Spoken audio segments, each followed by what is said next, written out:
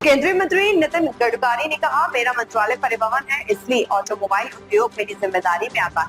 जब मैं 11 साल पहले मंत्री बना था, तब ऑटोमोबाइल उद्योग का आकार 7 लाख करोड़ रुपए था और भारत दुनिया में 7वें स्थान पर था।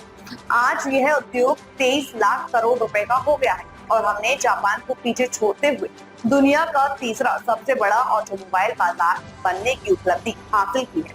आपल्या इथे अनेक गोष्टी अशा आहेत की ज्या गोष्टींमध्ये आपण जागतिक बाजारामध्ये आपण हे करू शकतो। जसं मी माझं डिपार्टमेंट आहे ट्रान्सपोर्टचं, तर ऑटोमोबाईल सेक्टर माझ्याकडे आहे। तर मी जेव्हा 11 वर्षापूर्वी मंत्री झालो तेव्हा ऑटोमोबाईल इंडस्ट्रीचा साईज होता 7 लाख करोड आणि आज आपला नंबर होता 7वा आणि आज आपला साईज आहे 23 लाख करोड आणि आता आपण नुकतंच जपानला मागे टाकलं आणि आपण 3ऱ्या नंबरवर आहे। ते पहिल्या नंबरवर आहे चायना, अमेरिका, ते 78 लाख करोड।